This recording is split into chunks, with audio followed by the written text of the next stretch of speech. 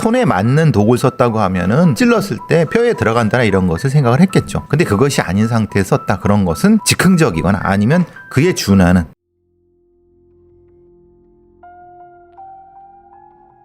아름다운 골짜기라는 뜻의 이름을 가진 충남 당진의 어느 마을. 그곳은 이름처럼 산과 바다를 두루 접하고 있는 평화롭고 아름다운 곳이었습니다. 그 엄청난 사건이 벌어지기 전까지 말입니다. 2005년 2월 15일 오후 3시경 아내는 사육장에 있는 남편에게 전화를 걸었습니다. 마을에서 조금 떨어진 외진 곳에서 개 사육장을 운영해오던 남편. 지금 이 시각쯤이면 거의 사육장에 있었지만 어찌된 일인지 전화를 받지 않았습니다. 아내분이 남편하고 덩어쯤에는 늘 전화통화를 하셨는데 오후 3시에 아무리 걸어도 연결이 안 된 거예요. 그래서 아내가 사육장으로 찾아갔더니 남편분이 머리에서 다량의 피를 흘리면서 바닥에 쓰러져 있었다는 겁니다. 아내가 발견했을 때 53살의 남편 양씨는 끔찍한 상처를 입고 사망해 있었습니다. 두개골이 함몰된 상태로 피가 낭자했고 코뼈와 갈비뼈도 부러져 있었습니다. 등에는 칼에 찔린 상처가 3군데 있었는데 이 중 한 곳에는 부러진 칼 조각이 박혀 있었습니다. 또 손과 발은 휴대전화 충전기로 결박되어 있던 상태. 도대체 누가 이토록 잔혹하게 양씨를 살해한 것일까? 조사 결과 시신의 상처에 박혀있던 칼은 중국제 등산용 칼로 희귀한 종류의 칼이었습니다. 부러진 칼날 빼고는 다른 단서가 없었던 경찰은 칼의 유통망을 따라 수사했지만 성과는 없었습니다. 잔혹한 범행 방법 때문에 경찰은 원한에 의한 살인, 강도살인, 청부살인, 존속살인 등 다양한 가능성을 두고 수사를 이어갔습니다. 피해자분이 지역에서 돈이 좀 있다고 소문이 나 있었어요. 얼마 전에는 로또 2등에 당첨됐다는 소문도 퍼져가지고 그 소문을 듣고 돈을 노린 범행이 아닌가 이렇게 가능성을 열어두고 있습니다. 현장에서 없어진 현금은 30만 원. 정말 강도의 소행인 것일까? 사건 초반에는 아내와 아들까지 용의선상에 올랐지만 당일 알리바이가 확인되면서 용의선에서 제외됐습니다. 이후 별다른 증거가 없었기에 용의자를 찾지 못하고 있던 경찰. 그렇게 사육장 살인 사건이 미궁으로 빠져가고 있던 중 2월 25일 충남 천안에서 또 다른 사건이 발생했습니다. 백석동 종합운동장 부근에 주차되어 있던 볼보 승용차 근처에서 34살의 운전자 김씨가 사망한 채 발견됐습니다. 김씨는 케이블 타이로 손과 발이 결박되어 있었고 흉기로 온몸이 찔려 살해당한 상태였습니다. 김씨가 가지고 있던 현금은 모두 사라진 상황. 김씨에겐 무슨 일이 있었던 것일까? 사건이 있고 약 10일 뒤인 3월 5일 이번에는 충북 청원의 모 주유소에서 변고가 발생했습니다. 주유소 앞 노상에서 BMW 운전자가 살해당한 사건입니다. 케이블 타이로 손발이 묶여 있었고요. 목이 줄려서 사망해 계셨고 차에 가볍게 접촉사고 난 흔적이 있었고요. 서로 다른 지역에서 10일이라는 간격을 두고 발생한 살인사건들.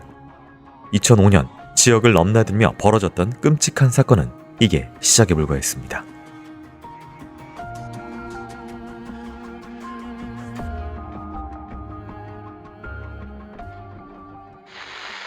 자, 오늘 준비한 사건은 2005년 발생한 살인사건입니다. 충남과 충북 지역에서 10일 간격으로 발생한 사건인데요. 먼저 이제 개사육장에서 살인사건이 발생한 점부터 살펴보도록 하겠습니다. 당시에 굉장히 끔찍한 공격이 있었던 것으로 보이고요. 두개골 함몰하고 코뼈 갈비뼈가 부러지고 이제 등에 칼이 3군데에 찔렸었는데 그 중에 한 군데에서 박혀있는 칼이 발견이 됐습니다. 이거 어떻게 봐야 될까요? 도구가 둘, 칼이랑 아마도 두개골 함몰 갈비뼈 부러지면은 이제 둔기. 이 시체에는 2개의 상흔 그리고 목 위쪽과 특이하게 등 쪽에 그것은 결박되어 있는 상태. 이 3가지 정도가 다른 사건이랑 상당히 특이점을 가지고 있는. 죽이려고만 했으면은 칼로 죽이면 되는 거고 뭔가 괴롭힐 거나 아니면은 뭔가 고통을 주려고 하거나 아니면 때리려고 했다고 하면은 둔기로 제압을 하거나. 근데 두개골 함몰은 함몰인데 코뼈와 갈비뼈는 제압하고는 상관이 없어요. 네. 제압용과 상관이 없다고 알 수 있는 거는 결박을 했다는 거예요. 결박을 했다는 것은 네. 결박을 할 이유가 있는 거죠. 결박해 놓고 무엇인가를 하려고 하는 거잖아요. 그리고 또 하나는 등에 이제 칼이 이제 부러졌다는 거예요. 겨냥을 하지 않고 아니면 대중 그 들어가는 것을 생각하지 않고 찌르는 게 아니라 이거는 썼다는 거예요. 그러니까 흉기를 둔기처럼 썼다는 거거든요. 그래서 그 힘에 못 이겨서 부러지는 거예요. 그러면 결국은 이 사람 혹은 이 사람들의 공격 방법은 둔기적 공격 방법인 거예요. 네. 그러니까 무차별한 형태의 폭력을 행사하는데 그렇게 본다면 두 사람 최소한 두 사람이면 맞는다. 네. 즉 진짜 둔기를 쓴 사람, 흉기를 둔기처럼 쓴 사람, 두 사람. 이게 이제 맞는 거고. 근데 왜 결박을 했느냐? 이게 이제 이 사건의 특이점이 되겠죠. 강도 아니면 원한 형태. 원한이라고 하면은 어딘가 심각하게. 근데 여기는 기껏해야 두 개골하고 코뼈밖에 없어요. 네. 이거는 뭐 특별히 뭐에 대한 감정이 없어요. 고통을 가하기 위한 공격은 아니다. 그렇죠. 그럼 돈이 좀 있는 것 같은데? 음. 그리고 2005년도에 개농장을 할 정도면 돈이 좀 있다고 보는 게 맞아요. 그러니까 지금의 개농장이라면 혐오 시설 같은 거지만 네. 2005년도는 약간의 그 부의 상징. 왜냐하면 그때는 개고기 이렇게 해갖고 꽤 비쌌거든요. 네. 지금이야 뭐 혐오 식품이지만 그러니까 돼지 농장 이 정도보다 훨씬 더. 그래서 돈 좀 있는 사람. 네, 이게 말씀해 주셨던 대로 2명으로 추정되는 2개의 도구가 사용이 됐었고 칼 같은 경우는 사실 특이하게 중국제 등산용으로 희귀하다라고 얘기가 희귀한 거 됐었거든요. 아마 그 이게 굴곡이라든가 네. 이런 걸 거예요. 그리고 이제 앞서서 이제 말씀해 주셨던 대로 이제 도구를 쓰는데 힘이 과하다라고 하는 것은 이제 뭐 예를 들어 흥분을 했거나 그렇죠. 범행 경험이 없다거나 어떤 거를 얘기를 해줄까요? 그러니까 그 도구가 손에 안 맞는 거죠. 말하자면 손에 맞는 도구를 썼다고 하면은 그 도구가 찔렀을 때 뼈에 들어간다나 이런 것을 생각을 했겠죠. 네. 근데 그것이 아닌 상태에서 썼다 그런 것은 이 흉기의 선택 같은 거, 둔기의 선택이나 이런 것들이 즉흥적이거나 아니면 그에 준하는 어떤 형태. 그러니까 딱히 그걸 가지고 계획적으로 들어간 건 아니지만 어쨌든 그 상태에서 무엇을 하려고 하는 네. 범인들이라고 볼 수 있겠죠. 일단 뭐 이 장소 당시 시대적인 배경 상황에 이 개사육장이라는 곳과 이제 로또 2등이라는 소문 같은 것들이 어쨌든 이 돈이 있는 곳이다라고 판단했기 때문에 또 이게 외진 곳에 개농장이 있기 때문에 또 왜냐면 개농장은 네. 외져야 되니까. 예. 구조할 사람이 없는 곳으로 선택을 한 것이다 이렇게 보시는 그렇죠. 거죠. 그러니까 네. 이거는 확실히 무엇인가 노리고 들어간 건 맞는 거죠. 들어가서 한 거잖아요. 네. 들어가도 거기는 사실은 피해자의 홈그라운드잖아요. 네. 그러면 공격자한테 불리하죠. 그러면 적어도 한 명 이상 이해야지 맞는 거다. 또 이제 이웃 지역이었죠. 충남 천안과 충북 청원에서 이 두 가지의 차량 관련된 사건이 발생을 했는데요. 공통점 같은 경우는 이제 외제차 운전자라는 것하고 목격자 없었다. 케이블 타이로 손과 발이 결박이 됐다. 또 이제 다른 점 같은 경우에는 앞에서의 이 천안 사건 같은 경우는 온몸에 이제 칼이 여러 번 찔린 뭐 이런 것들이 있었는데 이 청원 사건 같은 경우에는 목이 졸려 있었다. 그리고 차량에 가벼운 접촉 사고의 흔적이 있었다라는 게 있습니다. 공통적인 거는 다 네. 결박이 있다는 거예요. 네. 케이블 타이, 전화기 충전 전원선 이런 걸로 네. BMW 그리고 볼보. 볼보가 당시에 그래도 조금 외제차 축에 들죠. 꽤 괜찮을 것 같고 BMW 마찬가지고 그런 거에 비해서 얻을 수 있는 돈은 게 많지가 않아요. 운전하고 있는 사람이 가지고 있는 돈. 그렇죠. 네. 생각해보세요. BMW를 몰지만 그 안에다 돈을 쟁여놓고 있지는 않을 거란 말이에요. 네. 그러니까 상당히 비효율적인 형태의 범행인 거죠. 근데 특이한 건 목을 졸랐다는 거잖아요. 근데 목을 조르는 게 이게 액사인지 아니면 교사인지가 좀 다른 것 같아요. 네. 그러니까 이제 교사라고 하는 게 뭘로? 그러니까 근데 이거는 거기는 나타나 있지 않아요. 손으로. 근데 여기서 말은 아마 목이 졸린다는 건 이렇게 이 경부를 압박해서 그랬을 수 있다는 것 같아요. 차 안이니까. 네, 누르느라고. 그렇죠. 그러니까 네. 말하자면 이 상당히 많은 공격을 하는 상태에서 눌려갖고 네. 죽을 수 있지 않았을까. 그러면 사실은 이것은 우리가 생각하는 목을 조른다든가 끈으로 이것과는 개념이 다른 거죠. 그러니까 네. 눌려갖고 죽은 거죠. 어쨌든 뭐 그게 좀 특이한 범행 방법을 갑자기 썼기 때문에 같은 맥락에서 보면은 과한 공격의 일부로서의 어떤 목졸림이다. 오버킬. 네. 그 다음에 접촉사고 흔적이 가볍게 있잖아요. 네. 당연히 이 길가에서 기습을 하려고 하면은 당연히 이건 접촉사고를 위장할 수밖에 없는 차에서 거죠. 일단 내리게 만들어야 되니까. 그걸 내리게 만들어야 되니까. 네. 그러니까 그런 형태의 그런 의도성이 있는 거잖아요. 자, 이 사건들이 발생하고 9개월이 지나도록 이렇다 할 진전이 없었습니다. 지역 신문에서는 충청 지역 미제 사건이 늘어간다는 보도가 나오고 있었는데요. 그러던 중에 또 다른 사건이 발생합니다.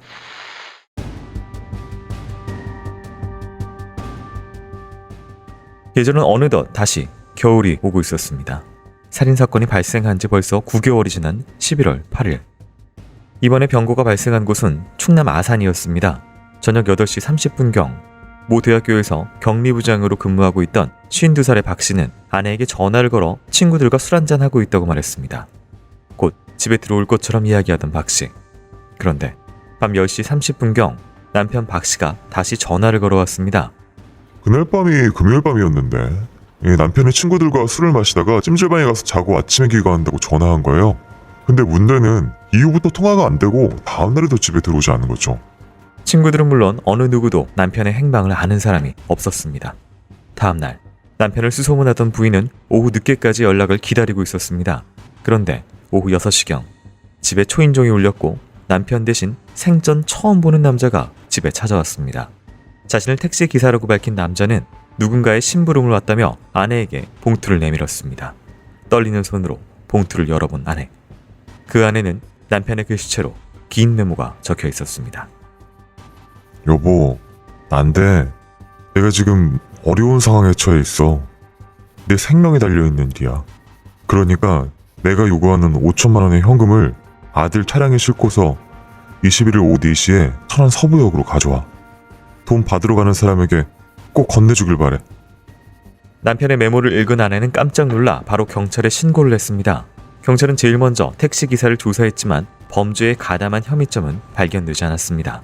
경찰은 아내가 메모대로 돈을 가지고 21일 오후 4시경 천안 서부역으로 가게 한 뒤 그 뒤를 조용히 미행했습니다. 그런데 약속 장소에 나온 건 퀵서비스 배달원이었습니다. 배달원도 혐의점이 없었고 가방을 배달해달라는 연락을 받고 왔던 것이었고요. 그런데 9분 뒤에 범인이 배달원한테 전화를 해서 성정동의 모 상점 앞으로 가방을 가져오라고 접선 장소를 바꿨습니다. 경찰은 최대한 몸을 숨기고 배달원의 뒤를 따랐습니다.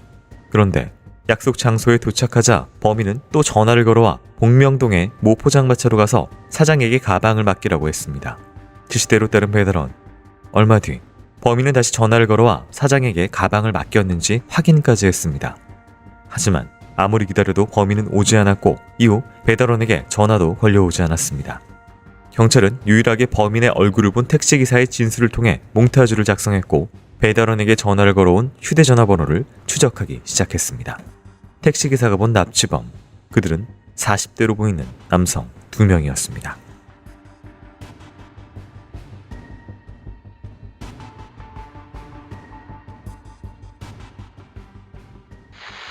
네, 모 대학교의 격리부장이었던 52살의 박 씨가 납치가 된 것으로 보입니다. 이날에 원래 이제 술을 마시러 간다고 하더니 갑자기 찜질방 이야기를 하더니 또 연락 두절이 되고, 그리고 이제 집에 누군가를 보내서 메모지를 전달하는 그런 방식을 또 취하거든요. 이거 어떻게 봐야 될까요? 어떤 이유에선가 집에 돈을 배달을 시켰어요. 이건 아무래도 그 이 격리부장이라고 하는 사람의 기지일 수 있어요. 그러니까 돈 없다. 네. 실제로 이제 그 은행에도 없다. 어디 있냐? 집에 사실은 보관해 놓고 있다. 이런 거잖아요. 네. 그러니까 이제 그러면 시간을 좀 벌어줄 줄 알고, 그래서 실제로는 그런 어떤 기지에 의해서 살아나는 경우도 이전에 있었잖아요. 네.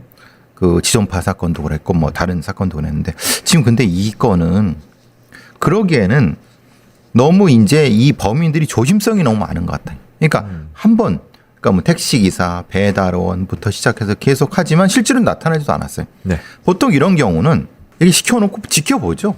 누가 따라오나, 경찰이 따라오나, 그거 확인하고 빨리 포기하거나 아니 뭘 하는데, 네. 얘네들은 선택을 못 하고 있어요.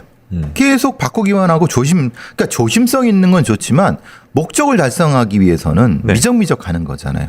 그런 심리적 특성을 가지고 있는, 행동 특성을 가지고 있는 사람들일 것이고, 어디서 뭔가를 보고 배운 건 있는데 실제로 네. 해보진 않았다. 왜냐하면 이렇게 하면 안 되거든요.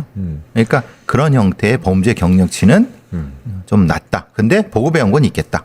그러니까 앞서서의 외제차주들을 노린 그런 부분들하고 그다음에 이제 공격을 할 때 굉장히 힘이 들어간 어떤 공격을 하는 부분들, 이런 것들은 좀 어수룩한 모습을 또 보여주는 한편에 뭐 결박을 시켜놔서 뭔가를 하려고 한다든지 뭐 어떤 계획적으로 차를 부딪힌다든지 이런 부분은 또 다른 말씀처럼 계획성은 존재하죠. 네. 근데 완수성이 떨어지죠. 앞에 뭐 외제차, 볼보 뭐 이렇게 하지만 네. 실제로는 큰 돈을 얻지 못했어요. 네. 지금 이 건도 마찬가지예요. 뭔가를 하려고 했는데 실제로는 돈을 이렇게 해서 못 하거든요. 그러니까 조직적이지도 않고 네. 뭔가 있어 보이지만 사실은 그렇게 계획적이진 않은 거예요. 그러니까 성인 남성을 또 납치했기 때문에 그리고 이게 사실 이제 전달하는 방법도 편지 글씨, 자필로 전달하게 한 그러니까 통화 내용은 아니었어요. 그래서 생존 가능성 같은 부분에 있어서는 성인 남성은 좀 어쨌든 좀 어떤 데리고 있기가 힘든 상황이잖아요. 그렇죠. 네. 근데 이제 아무래도 2명이라고 하면은 네. 시간은 좀 벌 수는 있겠죠. 한 그렇죠? 명은 뭐 어딘가에서 그렇죠. 예. 데리고 있거나. 예. 그리고 그런 상태에서 근데 전화도 직접 걸었어요. 범인은 배달원한테 전화를 걸어왔어요. 네. 사실. 다른 때는 안 걸고. 이건 또 왜 그랬을까요? 뭐 지시를 뭔가 바꾼 지시를 내리려고 했으니까. 그러니까요. 네. 근데 앞에하고는 다르잖아요. 네. 앞에는 글로 쓰고 네. 뭘 시켰고 노출되지 않았는데 뭔가 배달원한테 네. 뭔가 급했던 것 같아요. 그럼 자기 목소리를 노출하는 거잖아요. 네. 그리고 또 택시 기사한테 자기 얼굴도 노출을 했어요. 네. 그러니까 이건 너무 허술하죠. 이 말씀하신 대로 격리부장 박 씨가 11월 18일에 납치가 됐고요. 범인들 같은 경우에는 이제 3일 뒤에 몸값을 가져갈 것처럼 연락이 왔지만 나타나지 않았고 이후에도 몸값 받아내려는 시도가 몇 번 있었다고 합니다. 경찰이 비공개로 수사를 해오다가 20일이 지나도 소득이 없자 12월 8일 몽타주를 배포하면서 공개 수사로 전환을 합니다. 택시기사가 목격한 범인은 남성 2명으로 40대 초반으로 보이고 한 명은 스포츠 머리, 한 명은 보통 헤어스타일을 하고 있었다. 라고 이렇게 나오고요. 몸값이 5천만 원이라는 부분은 예를 들면 뭐 몇 억 준비해 뭐 이런 거에 비해서는 좀 액수가 작지만 이게 뭐 실질적으로 그냥 얻을 만한 액수라서 이렇게 그렇죠. 네. 이 사람은 격리부장이잖아요. 대학교. 네. 그러니까 자기 돈은 없다 하더라도 대학교에서 가지는 돈을 빼낼 수는 있죠. 아마 그것도 물어봤을 수 있어요. 너 네. 뭐 하는 거예요? 격리부장이. 그리고 그러면 뭐 그럼 돈 얼마 있겠네. 그리고 대학은 또 당시에 등록금 받고 막 그러면은 돈이 있을 수 있으니까. 네. 근데 5천만 원, 2005년에 5천만 원이라면은 아주 큰 돈은 아니에요. 네. 지금 돈으로 한 1억? 대충 어떻게 보면? 그러면 뭐 목숨값이라고 한 1억, 대학 격리부장이면 1억이면 줄만도 하죠. 아주 불가능한 것도 아니고. 이 납치된 박 씨의 생사가 확인되지 않아서 가족들이 속이 까맣게 타들어가고 있었는데요. 공개 수사 한 달 뒤에 충격적인 소식이 전해졌습니다.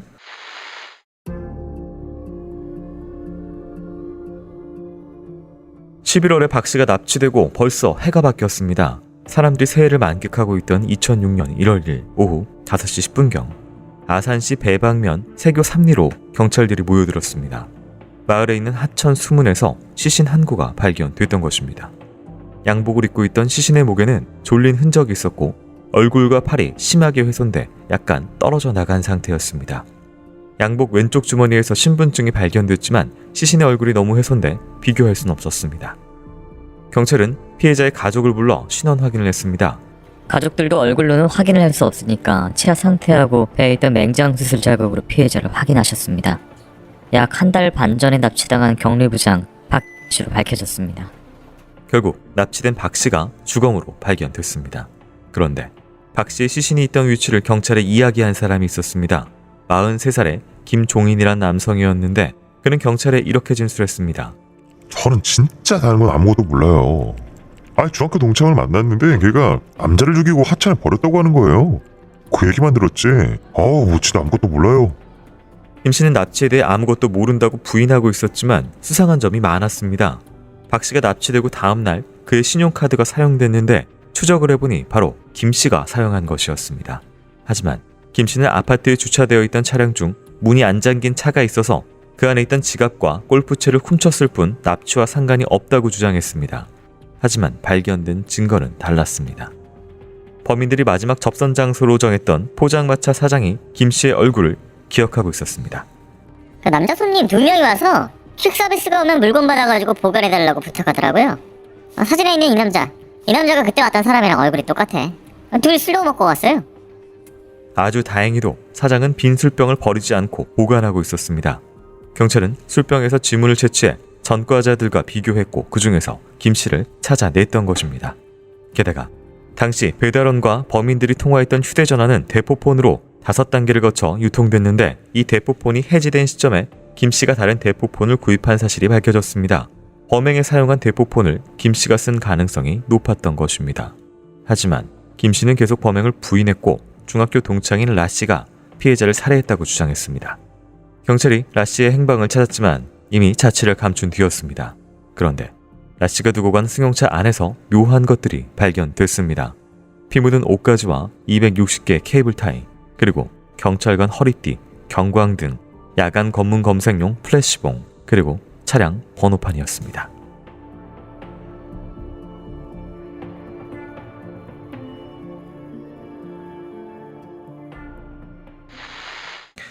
네, 앞서서 이제 격리 부장의 실종이 결국은 이제 안타깝게도 시신으로 발견이 되면서 죽음이 확인이 됐었는데요. 시신 상태가 굉장히 안 좋았습니다. 팔 같은 경우는 뭐 거의 훼손이 심해서 떨어져 나갈 정도였다라고 하고요. 얼굴도 굉장히 훼손이 많이 있었다. 양복을 입고 있었고 하천 수문에서 발견이 됐었는데 이제 당시 현장 사진을 보면 여기가 좀 말라 있는 모습을 좀 볼 수가 있습니다. 목에는 졸린 자국이 있었고요. 어떻게 볼 수가 있을까요? 마산이고 네, 거기에는 뭐 아시다시피 간척지가 있죠. 뭐 비슷한 형태의 것도 있고 그러니까 들판에 수문 같은 것들에서 아마 넓은 들판에 수문 쪽으로 이렇게 유기를 했던 것 같아요. 거기 그쪽으로. 사실 그 얼굴과 팔에 심한 훼손이라고 하면은 실제는 팔 같은데 이제 결박을 하고 끌고 다니고 뭐 이런 형태 얼굴 같은 데로 무엇인가를 상처를 낸 형태라고 보면은 일정 정도 고문이라든가 이런 뭐 폭행을 했다고 보는 것이 맞겠죠. 그러니까 이제 격리부장을 돈을 찾기 위해서 당장 죽인 것 같진 않아요. 바로 무엇인가를 좀 알아내려고 결박했으니까 그런 다음에 돈을 찾으러 이제 배달원 뭐 이렇게 하면서 그걸 보다가 아마도 이게 좀 여의치 않으니까 네, 어느 시점인가 죽였던 것 같은데 그래서 이제 이 시신이 훼손된 형태로 나타나지 않았을까 이런 생각이 드는 거죠. 이 양복 주머니에서 신분증, 그러니까 피해자의 신분증이 발견이 돼서 확인까지 됩니다. 이 말은 이 시신이 누구의 시신인지가 바로 주머니에서 확인이 된, 거기에 신경을 안 썼거나 쓸 필요가 없거나, 네, 이거 어떻게 봐야 될까요? 지갑 같은 거라든가 네, 이런 것들을 딱히 버리려고 하지도 않고 신원이 뭐 이렇게 공개가 된다 해도 그 시체에 본인들의 어떤 뭐 이런 그 흔적이나 네, 이런 것들에 대한 거는 굳이 걱정하지 않거나 사실 근데 그거는 가능한 건 왜 그러냐면 이 유기된 장소가 수로 뭐 이런 데라고 하면은 아마도 11월, 12월 봄에 지난 쯤에 시간이 많이 걸리죠. 네, 그러니까 몇 달 뒤에 발견될 수 있으니까 그런 거는 아마도 그렇게 결정할 수 있는 거죠. 그렇게 생각할 수 있는 거죠. 이 포장마차 같은 경우에는 당시 사장이 손님 2명을 이제 기억을 하고 있었고 얼굴을 좀 확인했었고요. 빈 술병에서 김씨 지문을 발견됐는데 이게 당시 이제 전과자들과 비교를 통해서 찾아낸 것이고 아주 다행이죠, 이거는. 네, 김 씨가 어떻게 이게 여기에 접근했는지에 대한 얘기는 안 나와요. 아마도 네, 아마도 이제 이 중간중간에 여기 뭐 접선 장소에서 포장마차 그런 과정에서 아마 경찰이 추적했을 가능성이 높죠. 네, 그래서 이제 다행히도 지문도 있었고 얼굴도 기억하면서 이제 단서를 찾게 된 부분인 거죠. 네. 이 전과가 5개가 있었는데 상해치사 등의 전과가 있었습니다. 이게 뭐 살인은 없긴 했지만 저희가 이제 앞서서의 범인의 뭔가 아는 듯하지만 뭔가 실행력은 수행력이 떨어진다라고 말씀하셨는데 때려서 사람을 죽게 만든 거예요. 그러니까 네. 그런 폭행 전과가 있는 거죠. 결국 이 폭행죄죠. 네, 이게 살인은 아마 없었던 것 같아요. 네. 이 중학교 동창인 라 씨 같은 경우에는 이미 뭐 도망을 간 상황이었습니다. 차 안에서 굉장히 수상한 물건들이 나왔었는데요. 범행 도구로 볼 수가 있을까요? 굉장히 그 도로 댕기면서 네, 경광등 있잖아요. 네. 그죠? 야간 검문 검색용 플래시봉, 방범 대원. 이건 다 위장이거나. 네. 그러니까 도로다니면서 범죄를 했다는 걸 방증하는 거죠. 케이블 타이 특히 결박용이잖아요. 그리고 경찰관 허리띠라는 거 보면 아마도 그 야간 검문을 하면서 이 BMW나 볼보엔 사람들을 네. 경찰이다 뭐 이렇게 해갖고 했을 가능성. 그러니까 그럼 이거는 완전히 계획 범죄죠. 계획 납치 범죄라고 볼 수 있는 거죠. 네. 이 경찰은 도망친 라 씨를 쫓기 시작했는데요. 이후 사건 어떻게 진행됐는지 듣고 오도록 하겠습니다.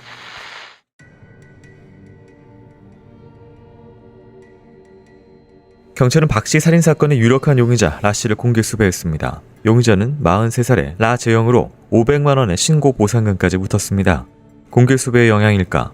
약 한 달 뒤인 2월 15일 밤, 라 씨는 경기도 안산의 주택가에서 경찰에 검거됐습니다. 그런데 경찰 조사가 시작되자 라 씨는 범행을 부인하며 모든 걸 김 씨의 범행이라고 했습니다. 김 씨가 피해자를 납치하고 살해했다는 것입니다. 중학교 동창 친구라는 두 사람이 서로를 살인마라고 지목하는 상황. 하지만 경찰은 그것보다 여죄를 캐내기 위해 두 사람을 압박했습니다. 차 안에서 나온 수상한 물건들을 가지고 집중적으로 추궁하자 라 씨가 입을 열었습니다. 2005년에 여름에 정인이랑 같이 송파구에서 아줌마 하나 죽였어요. 가스 검침원이라고 하니까 문을 열어주더라고요. 2005년 7월 12일 낮 12시경 서울 송파구 다세대 주택 4층 가정집. 김 씨와 라 씨는 여성이 혼자 있는 집이라고 생각해 초인종을 눌렀습니다. 곧 문이 열리고 남편이 나왔습니다. 하지만 범인들은 당황하지 않았고 한전에서 나온 검침원이라고 말했습니다. 남편은 이들을 들어오게 했고 곧 운동을 하겠다며 아내만 남기고 밖으로 나가버렸습니다. 남편이 나가자 바로 돌변한 범인들. 흉기를 꺼내 여성을 위협하고 넥타이로 손목을 묶었습니다. 이후 신용카드를 뺏고 비밀번호를 알아낸 뒤 흉기를 휘둘러 살해했습니다. 피해자의 신용카드에서 280여만 원을 인출한 범인들. 다니던 회사가 망해가지고 정인이랑 저랑 월급도 못 받고 쫓겨났어요. 둘이 전과가 있어서 다른 일자리 찾기도 어렵고 생활비가 없어서 그냥 돈 많아 보이는 사람들 상대로 강도질을 하다가 살인까지 하게 됐습니다. 라 씨가 추가 살인을 자백하자 공범 김 씨도 입을 열었습니다. 두 사람이 자백한 범죄는 격리부장인 박 씨 납치 살인 사건, 송파구 주부 살인 사건, 그리고 청원 주유소 앞에서 발생했던 BMW 운전자 살인 사건, 한 건의 납치 비수 그리고 두 건의 강도 사건이었습니다. 범인들은 고급 승용차를 타는 운전자들이 돈이 많을 것이라고 생각해 범행 대상으로 삼았다고 했습니다. 고의로 교통사고를 내거나 경찰복을 입고 차를 세우게 했습니다. 일단 피해자가 차에서 내리면 흉기로 위협해 케이블 타이로 손발을 결박한 후 금품과 카드를 빼앗았다고 했습니다. 가정집에 침입했을 때도 같은 수법이었습니다. 흉기로 위협하고 손발을 묶은 후 금품을 빼앗고 살해하거나 살려줬습니다. 경찰은 이들의 범행 수법이 2005년 2월 당진의 개사육장에서 발생했던 살인사건, 그리고 백석동 종합운동장 근처에서 발생했던 강도 사건과 매우 유사하다고 봤습니다. 특히 압수한 증거물 중 케이블 타이가 260개 있었는데 원래 있던 300여 개 중 40여 개를 사용한 것으로 드러났습니다. 범인 김 씨와 라 씨가 피해자 한 명을 결박할 때 사용한 케이블 타이는 2~3개. 따라서 경찰은 피해자가 훨씬 더 많았을 것이라고 추정했습니다.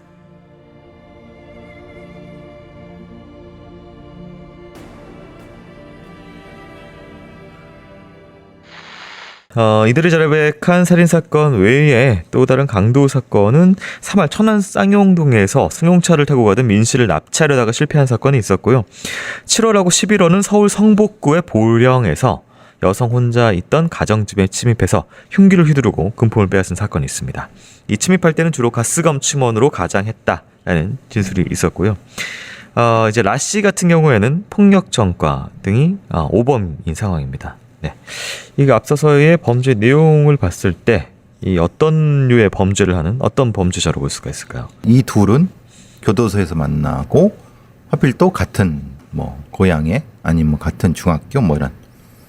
그러니까 이제 아직 전문적인 범죄 경력을 쌓기 전에 만나서 범죄 경력을 쌓고 된 2005년도에 왜 범죄가 맞느냐를 말씀드렸죠. 네.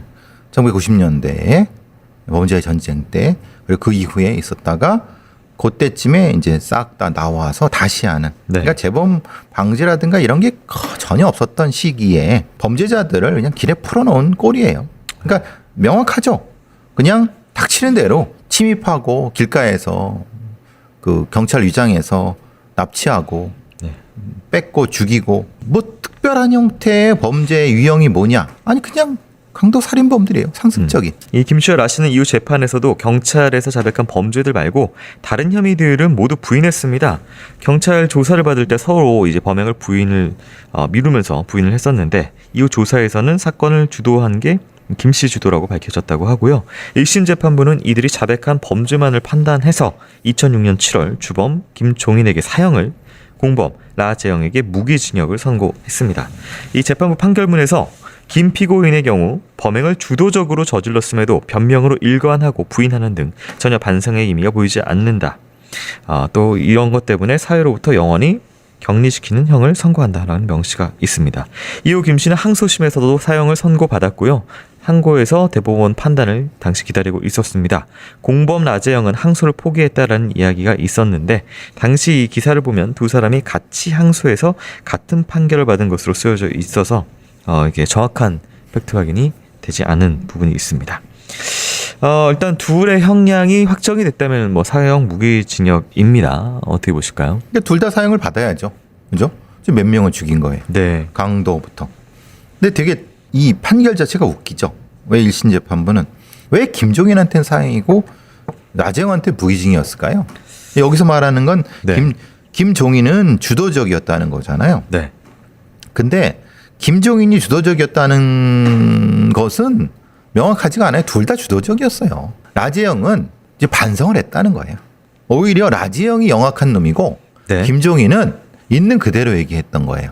이 김종인이가 왜 이 앞에인 것처럼 뭐 납치라든가 이런 거를 처음에 뭐 부인하고 막 그랬잖아요. 근데 오히려 도망 다닌 놈은 라재영이란 말이에요. 라재영이 나중에 잡혔어요. 네. 잡히자마자 그냥 인정한 거예요. 사실은 둘 다 나쁜 놈이에요. 네. 네, 이 사건들로 사형과 무기징역을 선고받은 범인들은 교도소에 수감이 됐고요. 특히 이제 김 씨는 대법원 판결을 기다리고 있었는데요. 그러던 어느 날 김 씨가 자신의 사건을 담당했던 천안 경찰서로 편지 한 통을 보냈습니다.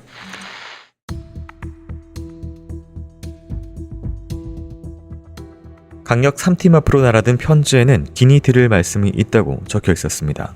이미 1, 2심에서 사형 판결을 받은 범죄자가 무엇을 이야기하려고 하는 것일까? 대전 교도소를 찾아간 형사에게 범인 김 씨는 모든 걸 털어놓고 싶다며 놀라운 이야기를 꺼냈습니다. 형사님, 사실 저희가 죽인 사람이 몇 명 더 있어요. 그리고 공범도 라재영이 말고 2명 더 있고요. 한 명은 라재영이 친구고요. 한 명은 저랑 만났던 전 여자친구예요. 김 씨는 자신들이 기소된 사건 외에도 6건의 살인을 더 저질렀고 강도상해 등 여죄는 12건이나 된다고 했습니다. 김 씨가 자백한 사건의 전말은 이랬습니다. 중학교 동창이던 김 씨와 라 씨가 만난 건 2004년 9월경이었습니다. 우연히 만나 술자리를 갖게 된 두 사람. 김 씨는 공사판을 전전하는 자신의 신세를 한탄했고 라 씨는 그런 김 씨를 자신이 다니던 회사에 소개했습니다. 얼마간 같이 회사를 다녔던 두 사람. 그러나 회사 운영이 어려워지자 월급도 받지 못하고 쫓겨났습니다. 이때 이들이 선택한 건 다른 일자리가 아니라 돈을 갈취하는 범죄였습니다. 외제차를 타거나 돈이 많다고 소문난 사람들을 털려고 계획했어요. 둘 다 충남 출신이라 여기를 좀 알거든요. 당대에 있는 개사육장 주인이 돈이 좀 있다고 하더라고요. 그래서 언제 혼자 있는지 며칠 동안 지켜보다가 그날 가서 털기로 했어요. 사육장 주인을 흉기로 위협해 손발을 결박한 두 사람은 현금 30만 원을 강취하고는 흉기로 찌른 뒤 멍키 스패너로 머리를 마구 내리쳐 살해했습니다. 사육장 주인이 소문난 부자라 돈이 많을 것 같다라고 생각했지만 갈취한 금액이 적자 실망한 두 사람은 다음 타겟을 외제차로 바꿨습니다. 인적이 드문 곳에서 외제차를 만나 일부러 접촉사고를 내거나 경찰로 위장해 내리게 한 뒤 흉기로 위협해 손발을 결박하고 돈과 카드를 빼앗고 살해했습니다. 백석동 종합운동장과 오창의 주유소 앞에서 2건의 강도 살인을 했지만 총 104만 원밖에 뺏지는 못했습니다. 너무 돈이 안 되니까 현금을 가지고 있는 택시를 노리기로 했어요. 그리고 라재영이가 공사장에서 알게 된 친구들 불러가지고 그래서 같이 강도했어요. 이들은 범행 장소를 경기도와 서울로 옮겼습니다. 4월 27일 경기도 남양주에서 손님을 가장해서 택시에 올라탄 세 사람. 인적이 드문 곳에 차를 세우게 한 뒤 차량과 20만 원을 빼앗고 돌로 머리를 마구 쳐서 살해했습니다. 그리고 며칠 뒤 이번에는 모범 택시기사를 유인해 역시 동일한 수법으로 범행을 저지르고 택시를 빼앗았습니다. 김 씨는 전 여자친구를 공보험으로 끌어들였다고 했습니다. 4인조가 된 이들은 이후 가스 검침원을 가장해 집에 침입하거나 외제차에 시비를 걸었고 슈퍼마켓에 들어가 주인을 살해하고 돈을 빼앗았습니다. 대학교 격리부장 박 씨를 납치한 후 이들이 마지막으로 저지른 범행은 전남 순천에서 한 건설업자를 납치, 협박해 현금 2,500만 원을 빼앗은 범죄였습니다.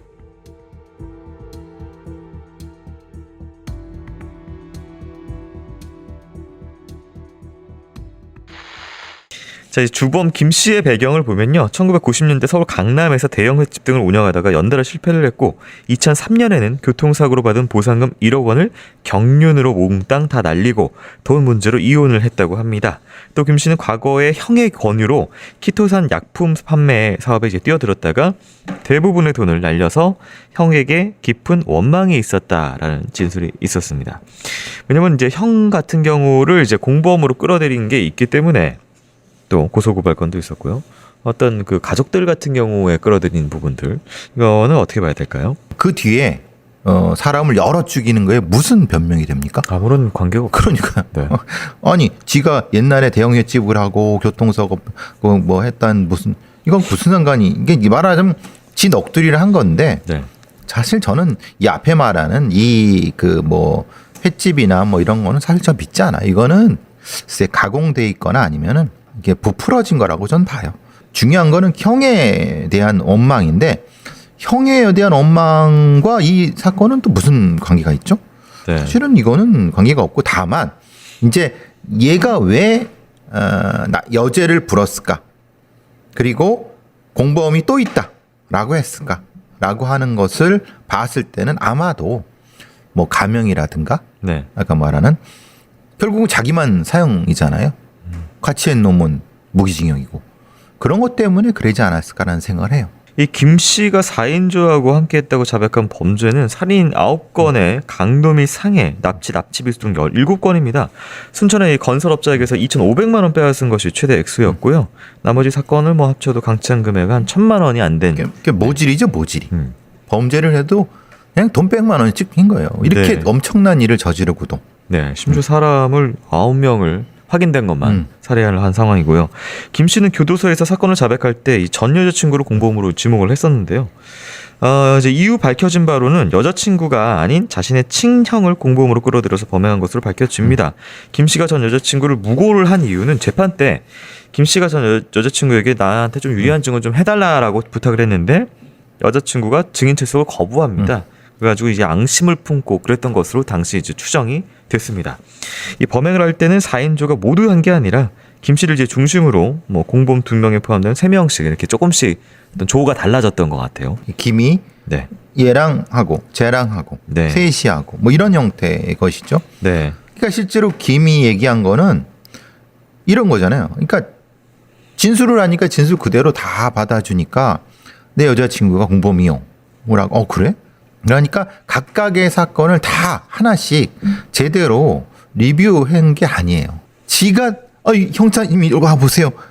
내가 그래서 밝혀진 거예요. 그러면 그때까지 밝혀지지 않았던 거는 어떤 사건이었던 거죠? 네. 결국은 9명이나 죽였는데 얘가 재판받은 건 4명이었어요. 5명은 얘가 재판받고 수사하고 재판받을 때도 연관성도 못 찾은 거고 드러나지도 않았어요. 네. 지가 지 공명심에 지 형이나 이런 여자친구를 혼내줄 생각을 하지 않고 꾹 다물었으면 5명 나머지 그 강도 이런 건 계속 지금 좀 미제예요. 자백에 의존한 수사의 맹점에 대해서 맹점이죠. 네, 말씀을 해주셨고요. 이 공범들까지 모두 검거가 되면서 수사가 한창이던 때에 또 충격적인 사건이 발생합니다. 2007년 2월 25일입니다. 오전 7시 10분경 구치소 내 수감실에서 이 주범 김 씨가 창살에 목을 매 있는 걸 교도관들이 발견해서 병원으로 옮겨서 뇌사에 빠집니다. 당시 이제 침낭에서 떠내낸 지퍼줄로 약 1m 10cm 높이의 창살에 목을 맨 채로 의식이 없는 상태였다고 하는데요. 유서가 5통을 남겼는데 구치소장하고 친형 등 가족에게 보내는 것이었다고 합니다. 친형에게는 내가 범행하는 동안에 모질게 굴어서 미안하다 라는 내용이 있었고요. 다른 유서에는 다 내 잘못이다. 유가족에게 미안하다. 뭐 이런 내용이 있었다고 합니다. 가족들은 뇌사에 빠진 김 씨의 장기를 기증하기로 했다라는 추가 기사 내용이 끝까지 죽으면서까지도 다 지자랑이고 지중심이죠. 딱 보시면 정남기호 죽은 거랑 비슷하게 생각하지 않으세요? 아, 네. 뭐 하여튼 유가족이 미안하다 그랬다고 하는데 결국은 지가 죽은 건 지가 결정하는 거잖아요. 예. 다시 앞서 말씀드리지만 네. 얘가 했던 사건은 이것만이 아니라고 저는 봅니다. 더 많이 찾았어야 되는 거예요. 네. 그냥 진술에 의존하니까. 앞서서 그 부분이 있었죠. 케이블 타이를 40개 정도 썼는데 그렇죠. 한 범죄에 2-3개를 썼으니까 그렇죠. 더 있었을 것이다. 더 있었을 수 있고. 그리고 앞서서 휴대전화 충전기로도 묶어서 쓴 걸 보면은 케이블 타이를 사용하지 않은 다른 그렇죠. 결박 그렇게 된 거죠. 네, 이런 것도 있었을 그리고 칼로 찌르고 네. 그리고 칼이 부러졌어. 그 부분에 대한 수사가 전혀 안 된 거야. 너 왜 칼을 저렇게 부러뜨린 거야? 아니면 대신 얘는 근데 그게 아니라 마구 찔렀다는데 전혀 이 현장과 자백이 안 맞는 부분이 있어요. 네. 그 부분에 대한 수사가 안 되니까 네, 이후 김 씨 없이 공범들의 재판이 열렸습니다. 라 씨와 김 씨의 친형에게는 무기징역이, 친구에게는 7년형이 선고가 됐습니다. 이 형량은 대법원에선 확정이 됐는지는 알려져 있지 않습니다. 네, 2005년 2월부터 12월까지 10개월 동안 무려 9명의 피해자가 사망하고 17명 이상이 상해를 입은 사건입니다. 돌아가신 분들의 명복을 빌고 범죄의 피해를 입으신 분들도 부디 상처가 조금이라도 덧나지 않기를 바라봅니다. 오늘의 크렘은 여기서 마치도록 하겠습니다. 교수님 수고 많으셨습니다. 수고하셨습니다.